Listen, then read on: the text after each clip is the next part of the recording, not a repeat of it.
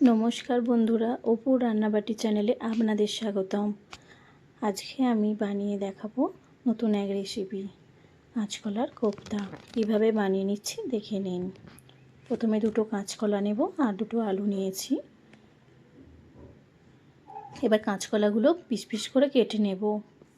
নিয়ে এবার একটা প্রেসার কুকারে সিদ্ধ করতে দেব, জল দিয়ে সিদ্ধ করতে দেব। দুটো সিটি দেব, দিয়ে দেখুন এইভাবে সে প্রেসার কুকারে বসিয়ে আমি দুটো সিটি দিয়ে নিচ্ছি। দিয়ে সিটি তুলে দিয়ে আগে জল ঝরিয়ে নেব বন্ধুরা। সবজি বেশিক্ষণ জলে থাকলে জলটি শুষে নেয় বেশি করে। এবার ঠান্ডা হয়ে গেছে, এবার আমি খোসাগুলো ছাড়িয়ে নিচ্ছি। যদিও আমার একটা আলু লেগেছিল, ভালো করে খোসা ছাড়িয়ে নিচ্ছি। দিয়ে একটা মিক্সারের সাহায্যে আমি ভালো করে চেপে চেপে করে নেব, করে নিচ্ছি। দেখুন এবার আমি ওর মধ্যে 3 চামচ বেসন দিয়ে দেব। আপনারা পারলে ময়দাও দিতে পারেন, আমি বেসনই দিয়েছিলাম টেক্সচারটা ভালো আনার জন্য। এবার 1 চামচ দিয়ে দেব চিনি।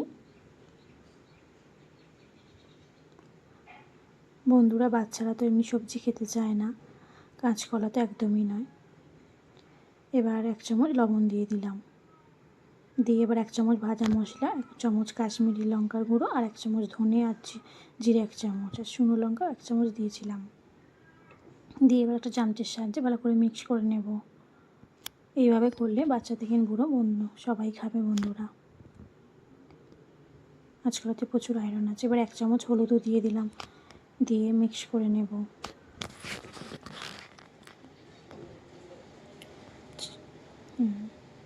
চামচের সাহায্যে ঠিকঠাক হচ্ছিল না, তাই বন্ধু দলা পাকিয়েছিল, তাই হাতেই করেই ভালো করে মাখিয়ে নিচ্ছি। ভিতরে দানা দানা থাকলে কোপ্তার আকারটা ভালো হবে না। এবার ভালো করে মিক্স করে নিয়ে এবার একটু গরম মশলাও দিয়ে দেব। একদম গরম মশলা দিয়ে একদম মাখিয়ে একদম সফট ডো বানিয়ে নেব।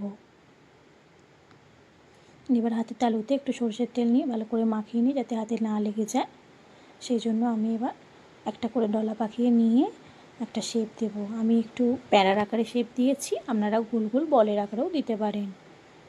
শেপ যে কোনোই দিতে পারেন, কোনো অসুবিধা নেই। আমি এইভাবেই দিয়েছি। দেখুন আমি কিভাবে বানিয়ে নিচ্ছি।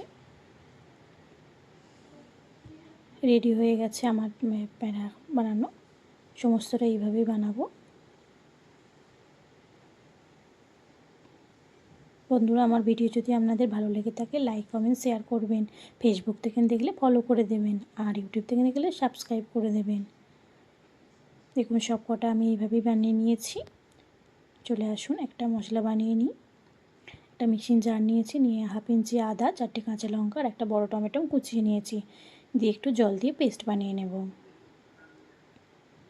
রেডি হয়ে গেছে পেস্টটা। এবার আমি 1 চামচ কাশ্মীরি লঙ্কার গুঁড়ো, 1 চামচ ধনে, 1 চামচ জিরে, 1 চামচ হলুদ দিয়ে একটা চামচের সাহায্যে একটু মিক্স করে নিয়ে ওই প্লেটে ঢেলে রাখবো। মশলা রেডি থাকলে রান্নারও সুবিধা হয়।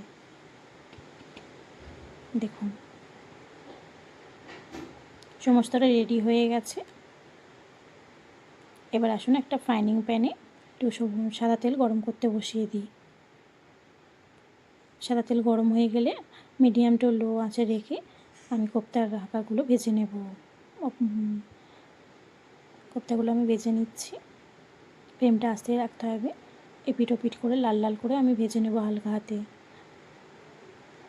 খুব সাবধানে তোলানামা করতে হবে, খুব সফট হয় কোপ্তাগুলো।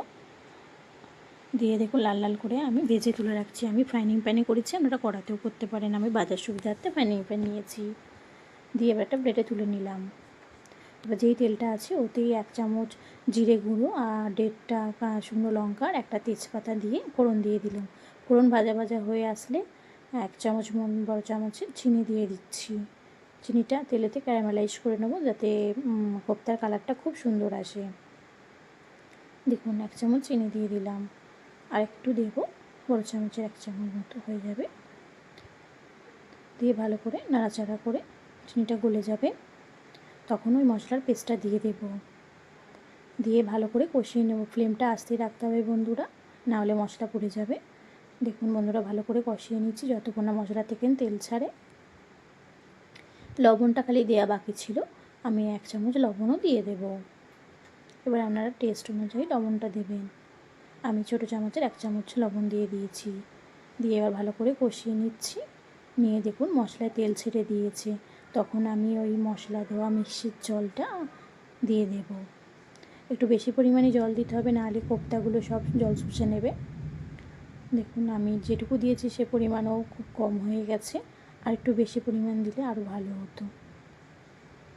দিয়ে এবার আমি ঝোল ফুটতে দেব। যখন ভালোভাবে ফুটে যাবে তখন আমি এবার কোপ্তাগুলো ছেড়ে দেব।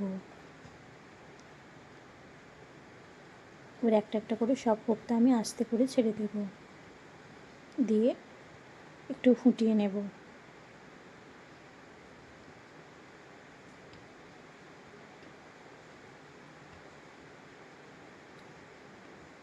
এইভাবে বানিয়ে খেয়ে দেখবেন বন্ধুরা, জানাবেন কেমন হয়েছে। এবার একটু গরম মশলার 1/2 চামচ ঘি দিয়ে রেডি করে নেব কোপ্তা কারি। দেখুন আমার গ্রেভিটা কতটাই কমে এসেছে, আর একটু বেশি রাখলে খুবই ভালো হতো। আপনারা যখন করবেন একটু গ্রেভিটা বেশি রাখবেন, নাহলে সবটা টেনে নেবে। এবার একটা পাত্রে তুলে নেব। গ্যাসের ফ্লেমটা বন্ধ করে দেব, দিয়ে একটা পাত্রে তুলে নিচ্ছি।